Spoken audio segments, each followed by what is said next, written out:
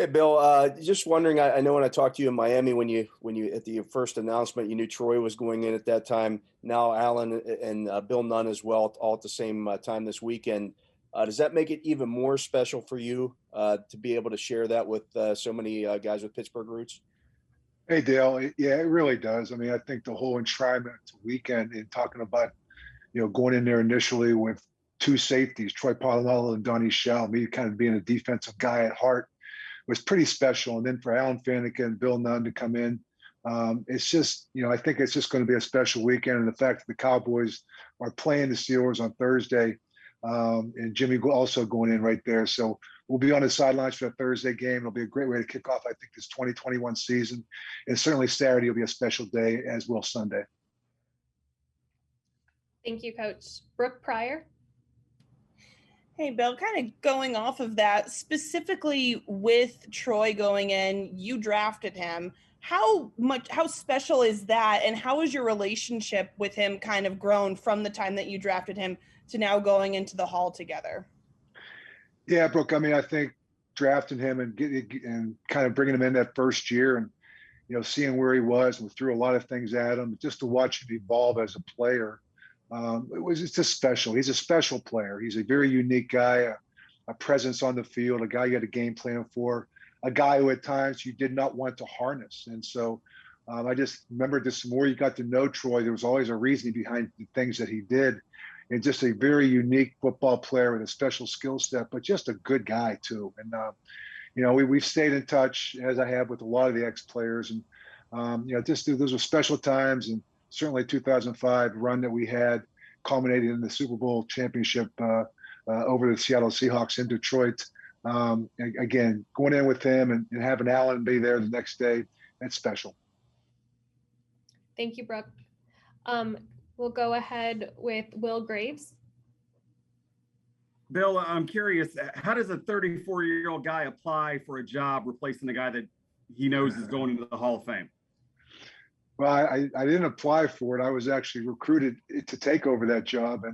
And, you follow a guy like Chuck Noll, I don't even think there's any pressure, because you're not even going to even come close to doing what he did in terms of what his run that he had in the 70s and, what he did for the city of Pittsburgh and rejuvenating that whole city. And, so really for me, it was just coming in there, understanding what the dynamics were in the building, a lot of things that we saw, you heard about. It was a mystique of the Pittsburgh Steelers. And I just remember each year as I got in there, is just trying to understand what the culture was like, what the dynamics were like, and we try to work within that. And certainly I was blessed to have a guy like Dan Rooney and the whole Rooney family, to be honest with you. And to come there at 34 years old, and I said this before, I didn't know I left there. I was a better coach when I got there. I was a better father and a better husband because of the Rooney family and the culture that they created. Thank you, Will. Joe Rudder.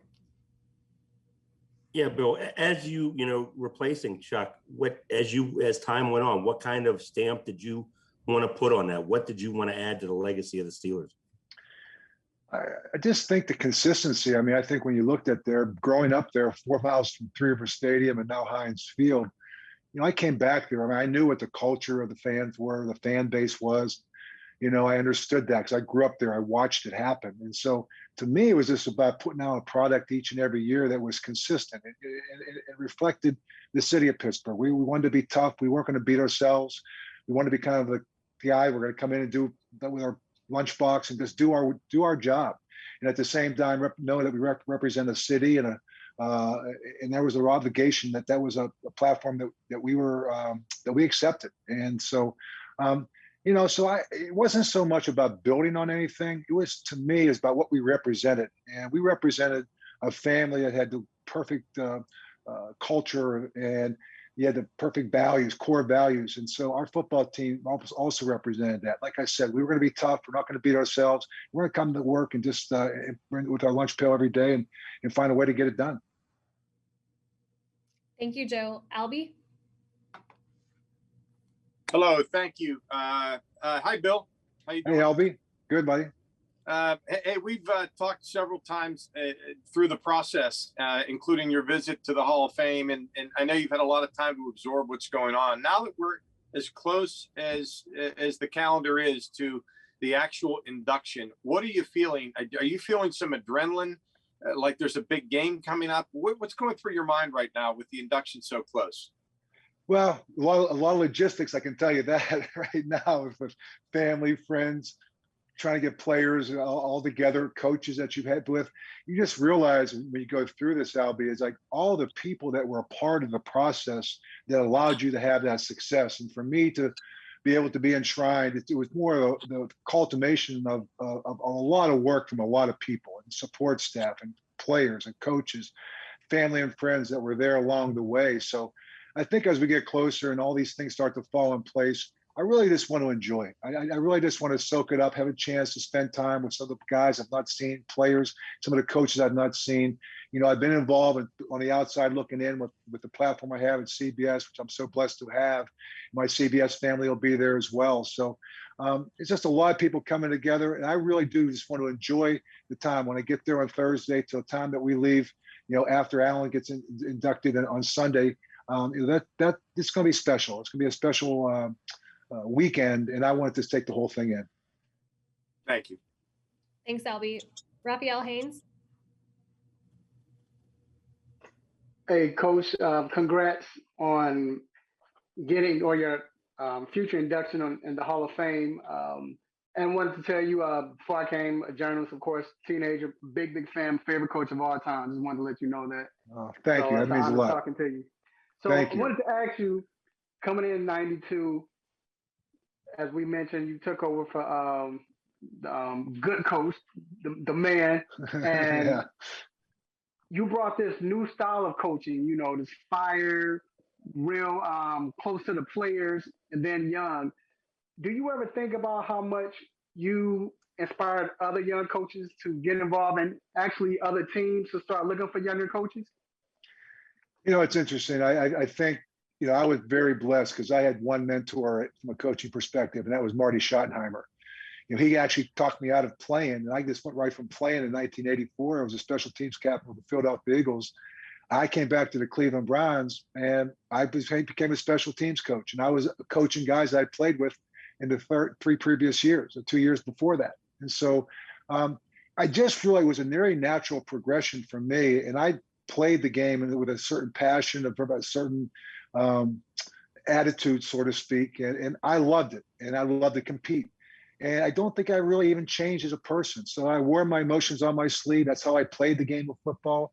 I love strategizing. I love the elements and the angles and all the different idiosyncrasies that really can make a good player great. And I try to share some of those things, you know, because I wasn't a great player. I just was very average skill set, but I knew how to do all the little things to get by. And so that was my idea. I was like a teacher. I always liked teaching. And teaching is finding ways to connect with your students, and those were the players. Those were the coaches. And so I embraced it all. And again, as you saw, I wore my emotions on my sleeve. I was who I was. I tried to hold people accountable, but I had a great passion for the game, and I think that showed above it all.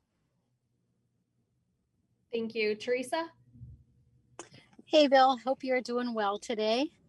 Hi, Teresa. How are you?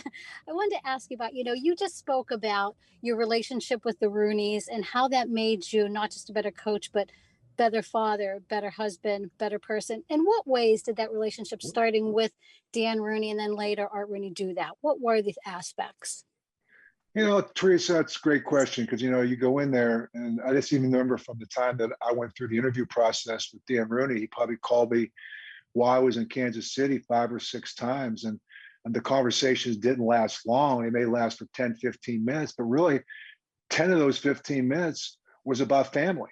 And he just asked me about, the more you talk to someone, the more you get a feel for someone. How are the kids doing? How are your parents doing? How about your brothers? How's wife? How's Kay doing? And so those are the things that, we go in, and through the course of my 15 years, Dan would walk down, Art would walk down, and, with the course of a week, once or twice a week, walk into the office.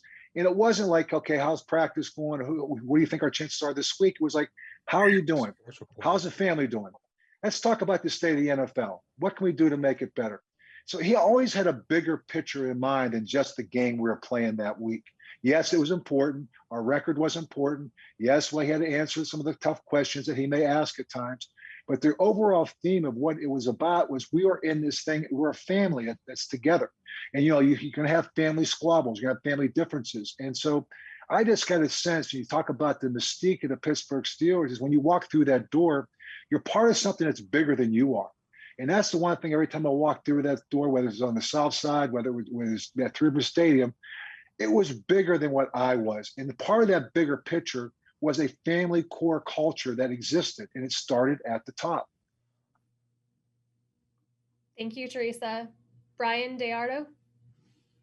Hey, Coach, congratulations. In your book, you do talk a lot about your relationship with Marty. I think when he offered you the coaching thing, I think he said you're going to work a lot more and make a lot less, and you went for it, and you began your career. I thought that was crazy, and it worked out. But if you could just maybe talk about maybe like the main thing that you learned from playing and then being Marty's assistant, that when you got the job with the Steelers, maybe one thing that you really took with you that you did learn from him that helped you during your career. Great question. And, what's interesting is I came into the NFL in '79 with Dick Vermeil in his training camp, and I got cut. And I didn't make the final cut. So I had gotten time to go back down to NC State. I was a semester away from graduating. And I really got my first time of coaching was with Bill Ryan on his staff as a grad assistant. And I think, wow, this is pretty cool. I'm coaching Robert Abraham, Dan Lutz, and these were two kids that played behind me the previous year that now I was coaching them. I came back in 1980. I'm going to try one more time. I signed with the Cleveland Browns in January. $1,000 sign-up bonus, $645 when I take out the taxes to be exact. So I go there, and so so I have a chance to go to the Cleveland Browns. I'm going to try one more time. Well, they had just brought in a new defensive coordinator named Marty Schottenheimer, who was introducing the 34 defense. And so I thought, wow, I may have a chance here. And if I can show them that I'm smart enough that I can pick things and grasp things up and then maybe play a couple different positions, I could have a role in that team. And I did. And that's probably basically how I got the role. I was a pretty good special teams player. I got it through that. I was a backup linebacker who could play multiple positions. But the one thing I learned from Marty from playing for him and then subsequently coaching with him, for him, is about preparation. I mean, everything was about preparation, leaving no stone unturned and making sure maybe sometimes that the practices were harder than the games. Putting yourselves in difficult situations just to see how your team will respond. So I learned so much about strategizing through Marty because it was all about preparation for him. It was making sure that we had something that was sound, that was catered to that team that we were playing. And I learned a lot of these things with him and just the organization of practice and watching him organize a practice, watching him organize a training camp, the progression of installation that you go through. And so, to this day, everything I did for my 15 years in Pittsburgh, well, Marty was tinkering with things. We would talk 7 or 8 years in, and he goes, wow, you're doing that? I go, Coach, I got it from you. So he said, so he would tinker and go around and then come full cycle back. I never tinkered. If it's not broke, don't fix it. So I learned a lot from Marty Schottenheimer. He's a special man, and he'll be a guy I talk a lot about that Saturday night. Him and Dan Rooney both, and so they won't be there in person, but they will be there in spirit. Thank you, Brian. L. Kraft. Hi, Bill. Hi. We're kind of on the edge of COVID-19 now. So we're all excited to get back and fill those stadiums. So what do you think the NFL could do to encourage the fans to get vaccinated? Because, this variant that's out there is kind of scaring everybody. So. Yeah, and I just think the more, I'm sure there'll be plenty of programs, and again, it's all an individual choice. I understand that, but I just think with all the knowledge that we have right now, not to get vaccinated is the unknown that you don't have. I think the fact of getting vaccinated, I get the flu shot every year, so hopefully we can keep talking about it the same way. Is we have science, listen to science. That's the best defense you have. We talk about defense in the game of football. We talk about taking metrics and talk about analytics. Well, science has proven that what they have right now, that getting vaccinated will eliminate a large chance of you having a serious illness or even spreading something. So I hope the message will never get lost. I think repeated messaging is big. And hopefully the NFL with a platform and having people come into the stadiums and realizing what we have all missed for a year, energy, that build up to one game a week, which is the NFL's got the greatest platform, I think, in professional sports, because there's an actual build up. There's matchups we're going to talk about, and then it unfolds in that stadium on game day. And there's nothing like being in a stadium on game day. So hopefully we'll continue to talk about the vaccinations, and we'll come up with, if we need to get boosters for some of these variants, so be it. And I'm all for it. And hopefully everyone else will speak out when we have the platform to do so as well. Thank you. Thanks. Mark Bona? Hi. You're good, Mark. Okay. Hey, Coach. Mark Bona, Cleveland.com, and the Plain Dealer. You touched on Marty Schottenheimer and your time in Cleveland. I'd like to pick your brain on any memorable moments you had leading the Steelers in many, many battles with the Browns over the years. Wins, losses, or any memorable moments that stand out for you with the fans. Oh, I think one of the things I always remember my first game being back up there, I was standing down in the dog pound, and I made sure I stood right. I made sure the net was right there, but I was off to the side, because I shrugged. But all I could hear in the background, which I love the Cleveland fans, is, "Cowher, we never liked you as a player. We never liked you as a coach, and we don't like you now as head coach of the Steelers." And so, I love you guys too. That's only the dog pound. And so I have so many great memories of Cleveland. To be honest with you, my two oldest girls were born there. I just remember the drive. I remember the fumble, the 2 AFC championship game losses to the Denver Broncos. And then coming back there, when they left, just opening up that stadium. And I know it was a big win that we had, but just to go back into that stadium again, just Cleveland without football just wasn't right. And it just, I just remember the history, the tradition with Jim Brown, and everything goes all the way back.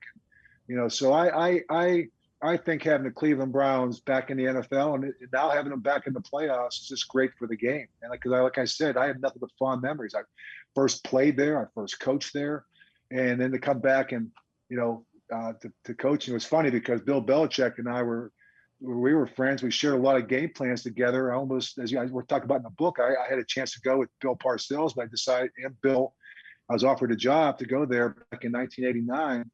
And I went with Marty to Kansas City, and Bill Belichick and I went from friends to adversaries when I went to Pittsburgh in 92, and he was coaching the Browns in 91. So that friendship went right out the window for a while. We competed against each other, friends to this day. But there was a lot of great memories, and a lot of great matchups we had, the Steelers and the Browns. Thanks, Coach. Thanks, Mark. Next up, Brian Batko.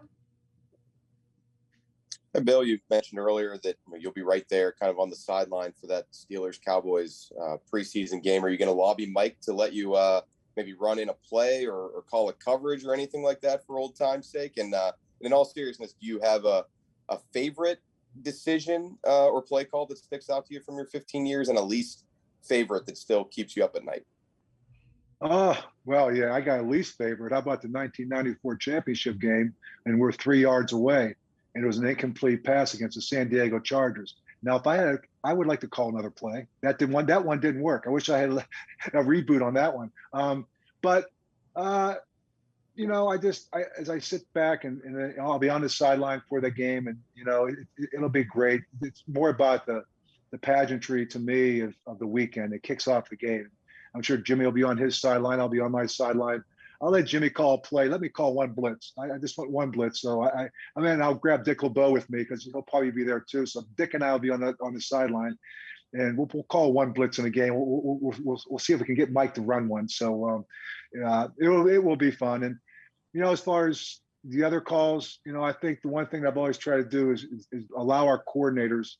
And I was so blessed to have so many great coaches with me along the way. And so, a game is filled with a lot of different plays, maybe 150, 160 plays. Sometimes it comes down to the last play, as it did with the San Diego Chargers in 94, as it did in 95 with the Hail Mary from Jim Harbaugh that Randy Fuller knocked down from Aaron Bailey. So those are two plays, ironically, that were in the same end zone, both incomplete. One was good because we were on defense. Another one was bad because we were on offense. So I think it's probably 2 plays right there. I can just think about it. It comes off the memory of me that I think, again, the last play of the game. Thanks, Brian. We have time for a few more questions. Paul Gant. Bill, congrats on making the Hall of Fame, sir. Thanks, Paul. I got a question for you. Do you ever get the itch to return to the sidelines? And if you have, how close were you to returning to the sideline? Well, I missed that part of it. I always miss strategizing. I miss the camaraderie that you have with the players, the coaches. I love the build up to a game. I love the instantaneous result that you get. It's like, okay, you win, you lost, and then you have to move on to the next game. So the idea of processing 17 weeks for 17 games and trying to build and crescend that you're playing your best football and realizing what's your identity. Every year it's something different, whether it's because of injuries, whether it's because of free agent losses, whether it's because of just new systems coming in. I love that element of it. And so I miss the game on Sundays. I miss the practice. I don't miss the lifestyle. I think that's the one thing is I write about in my book. One of the reasons I stepped down is at the time, my wife was not in a great place, and I put family ahead of football, and I always would do that. I'm blessed now to have this great platform that I have at CBS. I really enjoy the guys I work with. I love talking about the game every Sunday. But I also love when the season's over that I have now some time to do other things I could not do when you're coaching, because it is a pretty much a full-time job outside maybe 3 or 4 weeks that you get off in the summer. So I have so much more balance in my life than I ever had, to be honest with you, Mark. And I said, so I don't think I ever going to have that come close to going back. I miss the game. I love talking about the game. I love sharing, my wisdom with other coaches for going through interview processes sometimes in the off season. And, because I just think that's what life is about. It's sharing whatever wisdom that you have. And if I can do that, I'm a big fan of the NFL, not a particular team. I'm a fan of the NFL and young coaches that might want to come along. And if there's any questions they have, I'm always there to listen and share with them my viewpoints on certain items. So, but I never really came that close to going back. Best of luck to you, sir. Thank you, Mark. Mark Kabley. Hey, Bill, how you doing? Hey, Mark. Hey, I got a question about Troy. I guess, covering him his entire year, I found it fascinating the non-football conversations you could have with him. Are there any examples of interactions that you had with him over the years that maybe you enjoyed that didn't necessarily involve football? Well, yeah, Troy is one of those guys that he used to go to the mass on Saturday night. And I always see him walking out of mass on Saturday night. Mr. Rooney always had mass in there. And on Sunday morning, we had our worship service. And so when he first got there as a rookie, I saw him come out of mass. Then I always see him, he was always the first one in our worship in the morning. So I'm thinking, what's your denomination? So I walked up to him and I said, Troy, I said, see, you go to the Catholic mass and you're here this morning for worship. I said, where do you lie? He goes, oh, coach, he goes, I like all religion. And he goes, I like it all. I go, okay. And so there were times, and I shared this story, we were playing the San Diego Chargers. We ran a blitz zone, and LaDainian Tomlinson ran a swing pass, and they threw it to him 75 yards for a touchdown. James Ferrier, they took the tight end, and Troy took the tight end. They did not pass it off as they were supposed to. And so once we got the extra point was kicked, I got him back in. We're going to get the return. The defense had come off. I always give him a couple minutes. So I started walking over and said, Troy.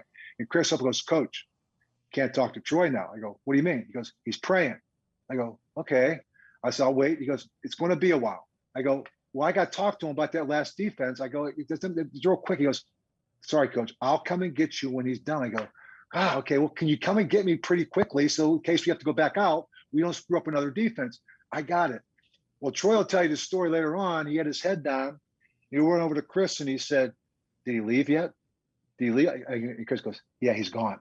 So he did not want to talk about the thing. And he always used that he was always praying. And I said, okay, fine. Okay, so I love Troy Polamalu because a lot of my whole thing was I wasn't going to yell at him. If Troy screwed something up, I want to make sure we can correct it because it's something maybe we did wrong as coaches. So we just have to talk through it because Troy, when he's on the field, you did not want to harness him. You let him play. And if he got uncomfortable, then that made me uncomfortable. So we gave him a lot of leeway. And I'll tell you what, that's why he's going to the Hall of Fame because he's a very special player, a very special, special person. Thanks, Mark. One last question, Nate Davis. Hey, Coach, congratulations. And I know this is mostly, of course, you're going in for your accomplishments on the sideline, but you touched on your years now as an analyst. Could you just kind of reflect on what Ben Roethlisberger meant to you? Obviously, he coincided with you getting your ring, and now as he's winding it down, we're all maybe prevailing sense of doom and gloom there in Pittsburgh this year. But just kind of your thoughts on Ben and maybe where this is all going. Yeah, I mean, listen, when Ben came in there, we picked him with the 12th pick. You know, my idea with Ben was, okay, you know, Phillip Rivers probably could start from day one. Eli Manning, day one. They came from big time programs, their pedigrees. Ben, okay, came from the MAC, which you watched him play, but I figured this is a great situation. We got Tommy Maddox to start. We can bridge the gap here. And then we also have Charlie Batch to back up so he could be a third quarterback. And as it unfolds, Charlie Batch gets hurt in the third preseason game. Won't be ready till the fourth game of the season. Okay, that's fine. We'll have a little package for him, you know, do some of the 1 minute stuff and a little package for Ben until Charlie gets back and Tommy will be the starter. Tommy goes down in week 2. And all of a sudden, ahead of Eli, ahead of Phillip Rivers, the guy who was supposed to, I thought, sit for a while was now starting. And I guess he proceeded to win his first 15 games. And we gave to him, pared it back. And the more you just want to give him and make sure that he was able to get this in and out of others, manage the game. He went from managing the game to winning games. And I was just amazed at not just his athleticism and how his size, but his feel for the game. He could see the field better than anybody. He got comfortable outside the pocket. He was athletic. He could see the field, not afraid to make throws. It was never too big for him. And I think what you've seen him do through a period of time and consistently year in, year out, he is a great competitor. I mean, I'm sure he's just thriving right now on the fact that everyone thinks that he's done. The Steelers are done. I used to always say to people, I said, the greatest thing in sports is to do something nobody thinks you can do. It's one of the greatest accomplishments. And I think right now, Ben is just thriving on that. He can't wait to get out there, probably chopping at the bit to prove. I think he's, I would be very surprised if he didn't have a great year this year. And so, like I said, it's a tough division. He's a Hall of Fame player, first ballot, no question about it. He's won 2 Super Bowls and been to 3. But yet he continues to play the game with a great passion. He's a great competitor. And I think you'll see that this year. Thanks, Coach. Congratulations. Thank you.